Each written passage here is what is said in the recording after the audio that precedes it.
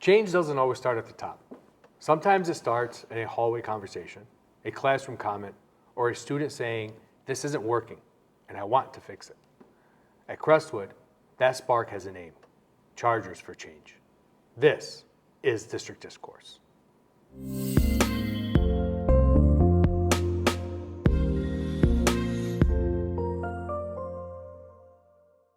Welcome to District Discourse. I'm Dr. Mosallam, Superintendent of the Crestwood School District. This episode is about student voice, about what happens when young people step up to make their school a stronger, more respectful place for everyone. Joining me today are three leaders from Chargers for Change: Lydia Smith, Traeh Adkins Wingo, and Allie Tlais. Allie, did I say your last name correctly? Tlais. Tlais, thank you. Along with their advisor and our district behavioral health coordinator, Mrs. Anna Schankowski. So let's get into it. So, Chargers for Change is something I believe was created how many years ago, Mrs. Schankowski? Last year, right? One year? Yeah. So 1 year, and I feel like it's been so long because of the impact it's had so far on our students in our school. I mean, I hear about Chargers for Change, and I know Mrs. Schankowski, she'll always come to me and say, "Oh my God, you've seen the amazing things these kids are doing," and she'll give me some examples. But I think I really want our audience and the rest of the Crestwood community to really know what this is about, because it's something we want to continue to grow and to expand upon, because I'm an ultimate believer that change comes from our students before it comes from anyone else. So with that said, let's start out from your own words, what is Chargers for Change? Charters for Change it's a group of students that try to help the better community of the school, but also they go into their own lives and expand from there. So they take what we learn from each other in school into our community. I think a lot of the things that we talked about in Chargers for Change is having more of an impact throughout the hallways in Crestwood. I've seen more of an impact throughout the hallways in the classrooms, all that throughout Crestwood, and I'm really happy with how it's been so far. Can you give some examples, like a couple things that stick out to you that you noticed were such a nice, quick change to, help the betterment of the school? More communication with friends. They know how to talk to each other better instead of just getting angry, hearing things from other people, all that stuff. We only started last year, but I feel like our impact has it has done something. Even if at times it seems like nothing has changed.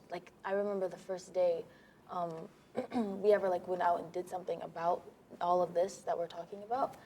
It felt like nobody was listening. They were all making their own jokes and they weren't really receptive to it. But over time, if we keep enforcing this stuff that we're trying to teach, it gets into their brains and subconsciously they're gonna start to follow these things.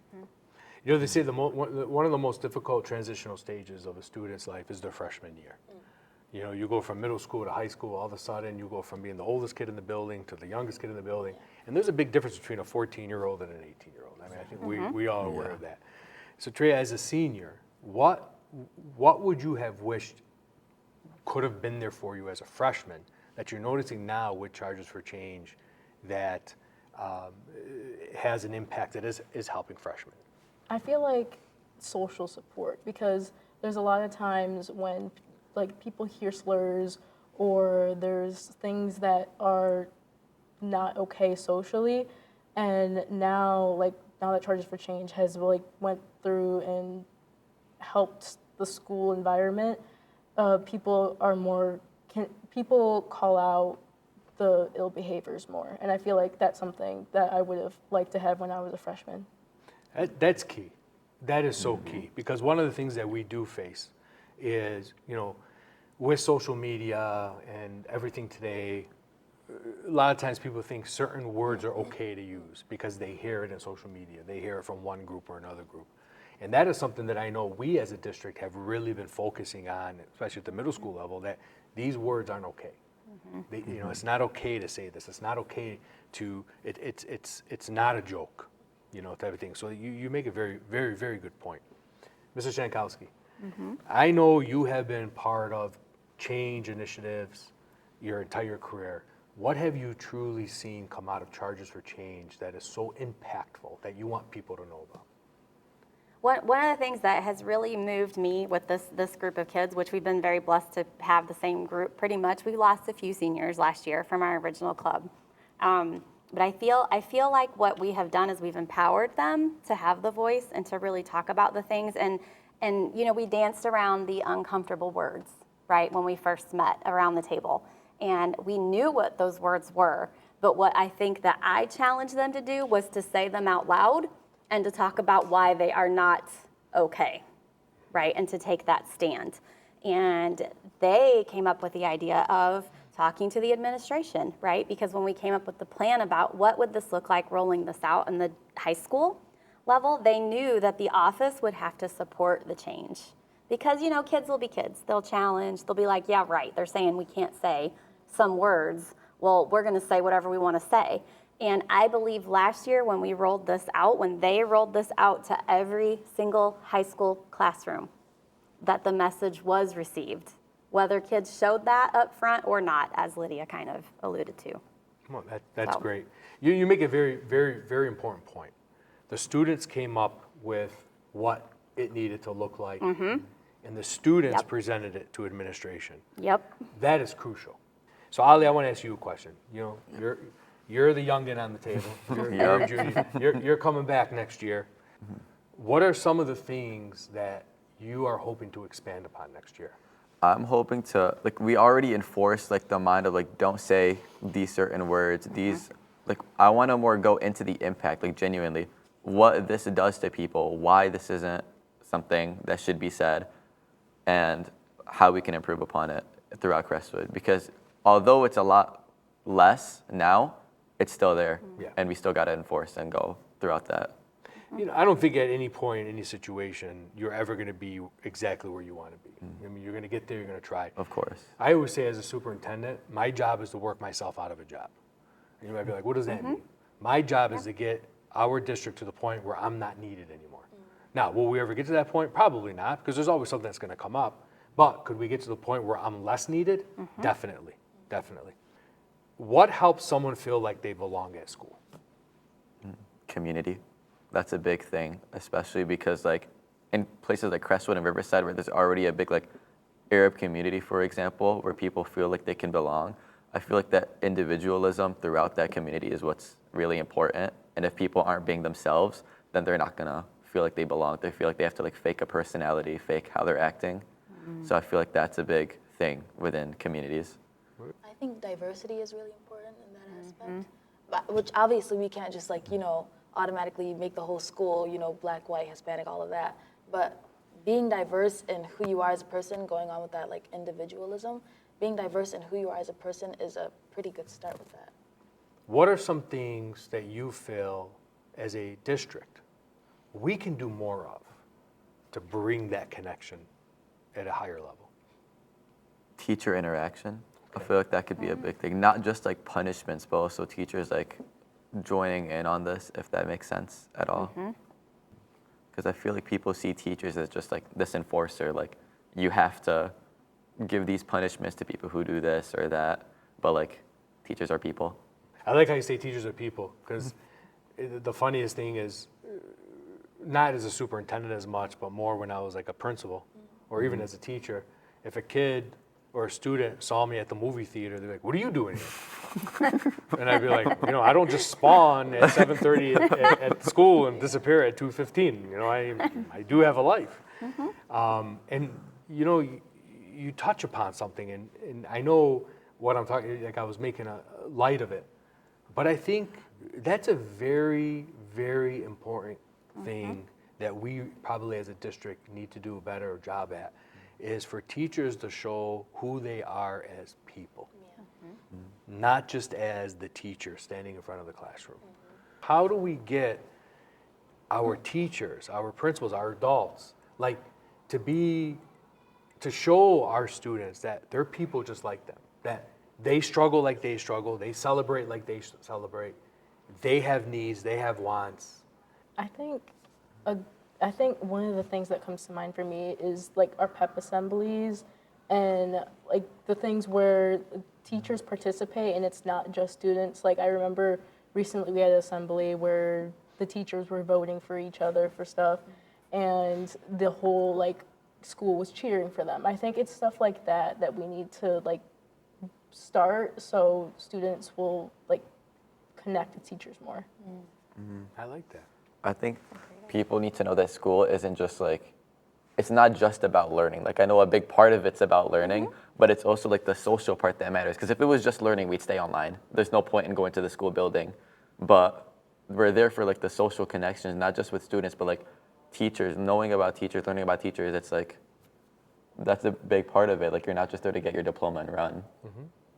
It can be as simple as starting with decorating your classroom, letting your personality shine through like what your space looks like.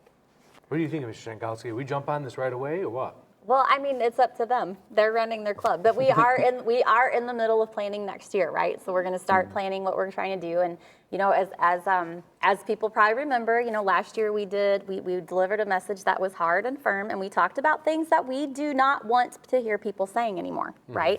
So we talked about stuff we want removed. This year, I think, as Allie kind of said, we're trying to shift that focus to what do we want to see more of. So connections, relationship building, kindness, like things that people really need, especially in our world today, because the number one problem in our world, the number one problem, in case people didn't know this, is loneliness.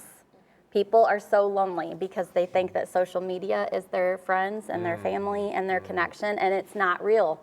That is not real. We need to get back to building real connections and relationships. So very good question.